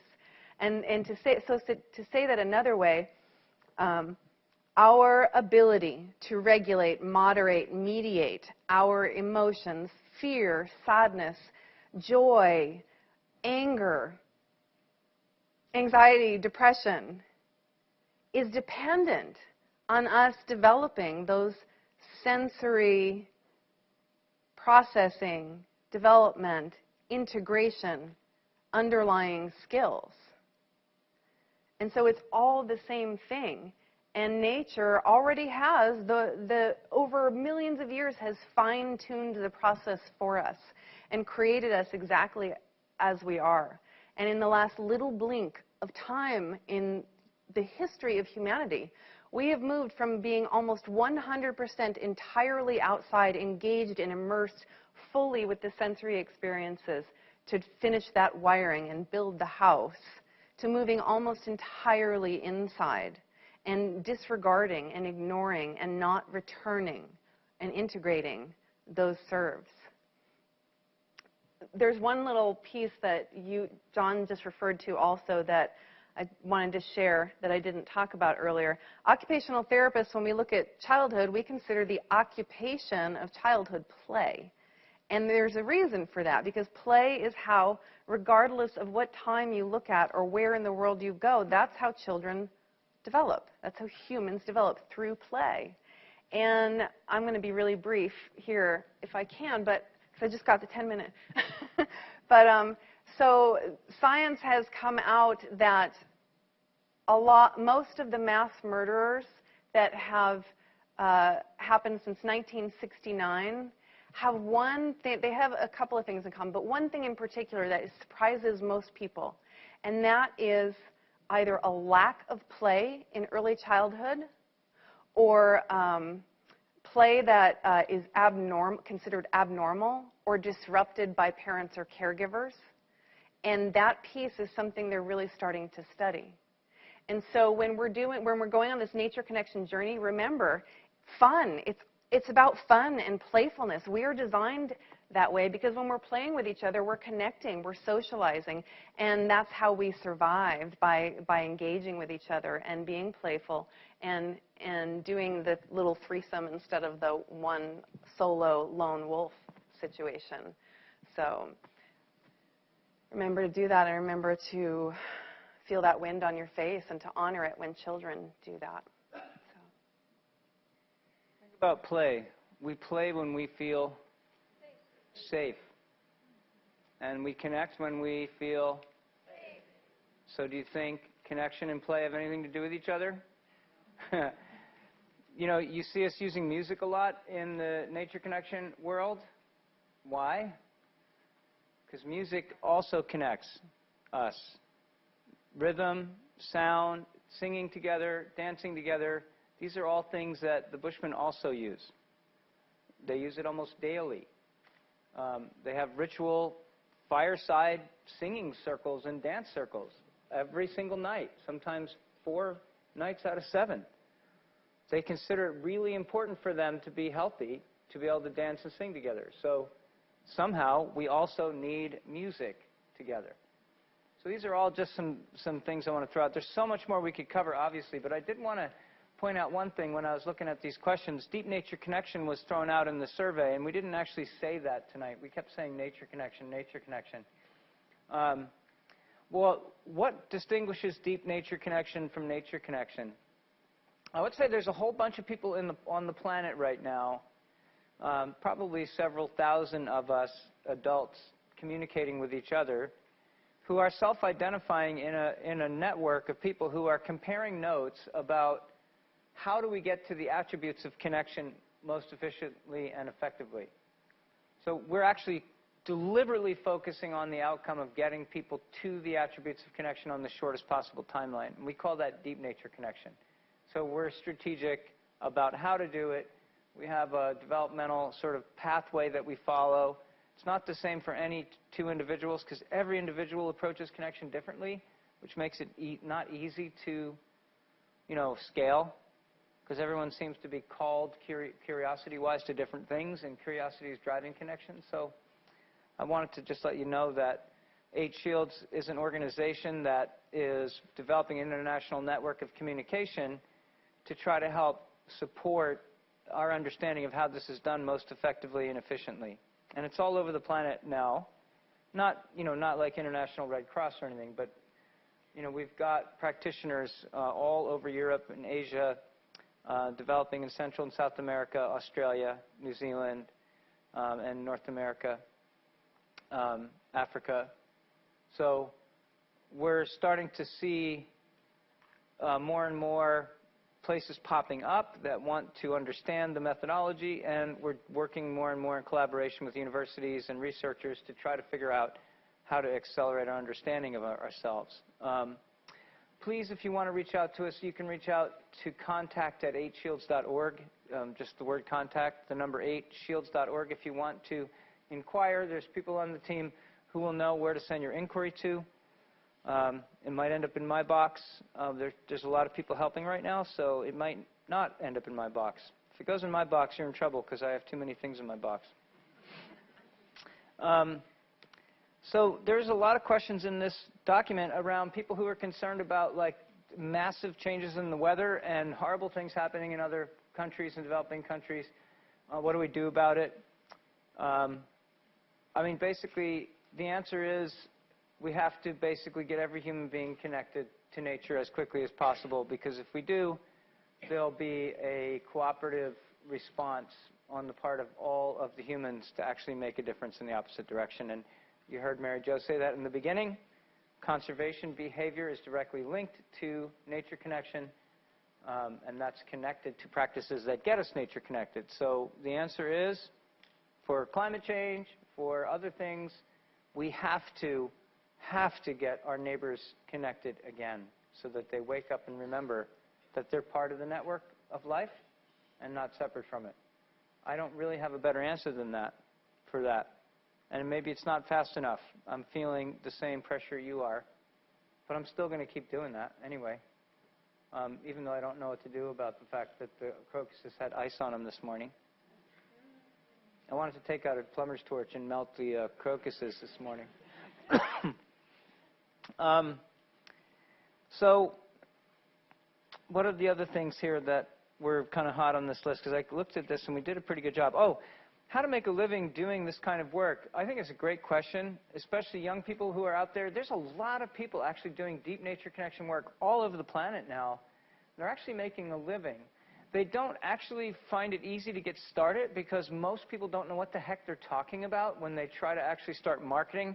I would say the hardest part of this work is getting modern people to understand that you're doing something slightly different, but that's really useful. Right? And so I see back there, Rowena, you can wave because she's been kind of behind the scenes tonight. But Rowena, the natural learning community, right, nature learning community, is the 501c3 that's sponsored tonight. You know, she's looking for ways to increase the community participation because the truth is nature connection happens best when you're doing it all by yourself, right? So what if you're actually running nature connection programming? That implies that you need what? Other people. And I don't mean just clients. You need like a community to help you move it most efficiently. Right? So you have to think a little differently. It's a slightly different business model than, say, if you're just running like a school where a skill is being taught by an expert. Right? One expert, 25 students, no-brainer. Charge tuition, done. There's a lot of people out there making money doing nature connection work and having really rewarding experiences doing it. And of course, you could always jump into occupational therapy because, unfortunately, that's the fastest growing service industry in the U.S. right now. On all the top 100 jobs of the future lists and most of the top 10 lists, we're the nature connection specialists of the future. That's a sad I just thing. made that up. But, yeah. And please do support the local nature connection programs that are happening here. How do we foster connection to nature when we live in a suburban environment? You don't. I'm sorry, we don't do that. I'm from a suburban environment, and I am nature connected. That was because of mentoring. So the answer is mentoring. The answer is knowing where connection is coming from. The same is true with urban environments. People will say, well, we can't connect in the urban environment. We have to move to the country before we can get nature connected. Not true. If we can't prove, and I know we can because I've done it many times, if you can't prove that urban people can be connected to nature, think about the fact that a huge percentage of the population on the planet is now considered urban. So if the vast majority of Americans are now urban, and they're not getting nature connected because they're urban, we're already, that's like a really bad feedback loop right there. And I'm telling you, we run nature connection programs in cities all over the world, and they work fabulously in cities. Why? Because people are really hungry for it in the city. Once they catch on to what it is, they're stoked. You know, it's just whether or not the nature connection mentor can swallow the idea that they have to do nature connection where jets are flying over and cars are really noisy and there's bright lights and signs, but the children in the city need it more than anybody. You know, they really do.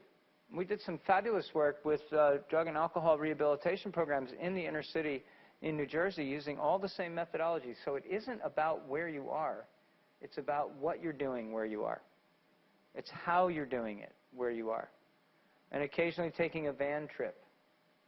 You know, we were talking about Juan Martinez, who's the leader of Natural Leaders for the Children in Nature Network. And he grew up in an urban situation, but he was taken on a van trip to a beautiful national park, and it totally spoke to his heart.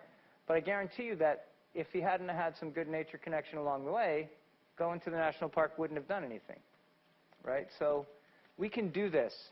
Remember that connection modeling is different than educational modeling. Connection modeling is different than fitness modeling. And you need to train yourself in understanding how and why. Think back on greeting customs. Think back on gratitude. Think back on, you know, what Kathleen's talking about, the serve and respond, sensory integration. And I think you can, you know, learn from here. This is the beginning of a conversation, not the end. And they're trying to convince us to come back to this place. But it better be sunny next time. Lisa. Better be warm. I wore my coat. I slept in it. Come on now. Have mercy. I'm from California. All right. Anyway, I think we've got some good stuff going on, and let's just consider this the beginning of something that, you know, Serena had the vision.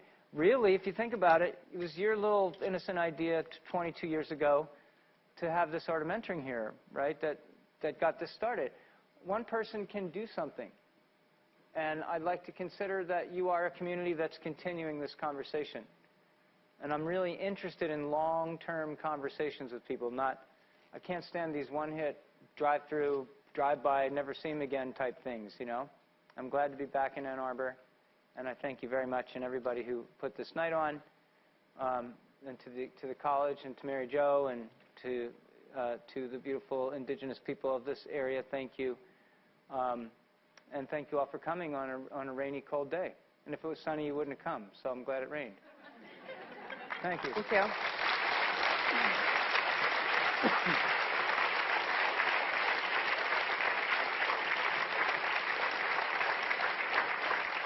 So I would like to close us out with an idea I want to thank my friend Miriam for, and in an earlier version, my friend Nancy for.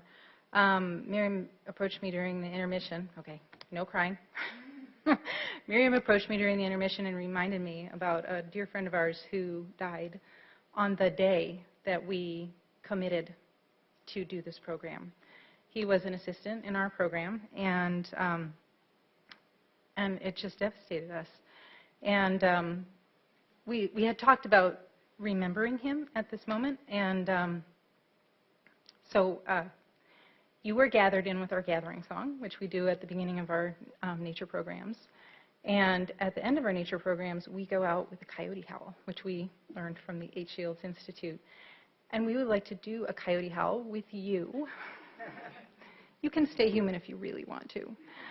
But we would like to do a coyote howl with you and dedicate it to Matt Nisbet. Are you ready?